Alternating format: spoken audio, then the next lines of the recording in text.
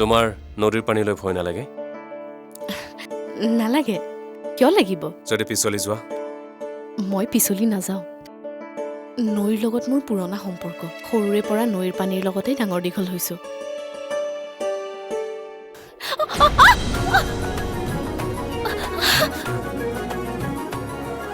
মই মাত্ৰ এটাই জানো, তোমাৰ সেই মূৰ্খ অশিক্ষিত পত্নীক সোনকালে ঘৰৰ পৰা খেদি মই সোমাব লাগে। লাগিলে মাৰ্ডাৰ কৰি পেলোৱা। তাৰপিছত তোমাৰ পৰিয়ালক দেখুৱাই আকৌ ধুমধামেৰে বিয়া পাতি লোৱা। কি ভাবি আছে আপুনি? মোক টানক!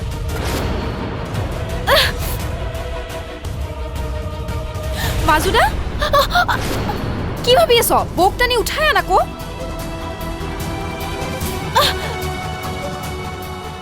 বৌ, কি হৈছিল? নদীৰ পানীত ভৰি ধোৱা হেঁপাহ, বুজিছ? বুজাবি বয়াৰাক, এখন গাঁৱৰ নদী নহয়, ব্ৰহ্মপুত্ৰ। ভৰি ধুই থাকোঁতে কেনেকৈ পিছলি গ'লো গমেই নাপালো। একো নহয় দিয়া, ব'লা এতিয়া ঘৰ যাওঁ, ব'লা। ৰক্তিম, মাজুদাৰ বিয়াৰ পাছৰে পৰা তই মানুহটো বহুত সলনি হলি। কথাটো কি? কি সলনি হোৱা দেখিছ তই মোক? মানে আগতে তই গান গোৱা, গীটাৰ বজোৱা অলপ হ'লেও প্ৰেক্টিচ কৰিছিলি, কিন্তু আজিকালি সেইবোৰ একেবাৰে বন্ধ হৈ গ'ল যে? এইবোৰৰ কাৰণে সময় নাই মোৰ ওচৰত এতিয়া। কিয়? এতিয়া মোৰ ওপৰত ঘৰৰ বহুত দায়িত্ব। ঘৰৰ দায়িত্ব? দেউতা আহিলে? তহঁত দুটা ইয়াত কি কৰি আছ? এনেই বহি আছিলোঁ।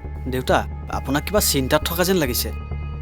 কিবা চিন্তা অলপ নথকা নহয়। দুই এদিনতে ৰাণী লৈ যাওঁ। তহঁত দুয়োটা মোৰ লগত ওলাবি। ঠিক আছে দেউতা।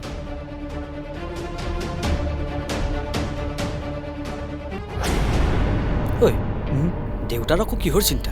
ইমানকৈ চিন্তা কৰি কি লাভ হ'ব কওকচোন মা? চিন্তা নকৰাকে থাকোনো কেনেকৈ, তুমিয়ে কোৱাচোন। ইফালে তাই হ'ল গাঁৱৰ ছোৱালী, তাৰ লগত ভালদৰে সহজেই হ'ব পৰা নাই। বাহিৰত লৈ গৈ যদি তাইক বেয়া ব্যৱহাৰ কৰে। অকল নিজৰা আৰু জয়ন্তই যোৱা নাই নহয়, শ্ৰাইস্থাওতো গৈছে সিহঁতৰ লগত। জয়ন্তই যদি তাইক কিবা এটা তেনেকুৱা কয়, তাইতো আমাৰ আগত ক'বহিয়ে। ল'ৰাটোৰ চিন্তাই মোৰ মনটোৰ শান্তি নোহোৱা কৰিছে। বেচেৰি তাইৰ গাত কি দুখ আছে কোৱাচোন? ল'ৰাৰ ওপৰতে ভৰসা নাই।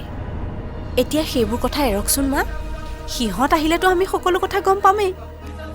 ব'লক, এতিয়া মই ভাত বাঢ়োঁগৈ, আপুনি খাই ল'ব। তুমি গৈ থাকাচোন, মই গৈ আছোঁ।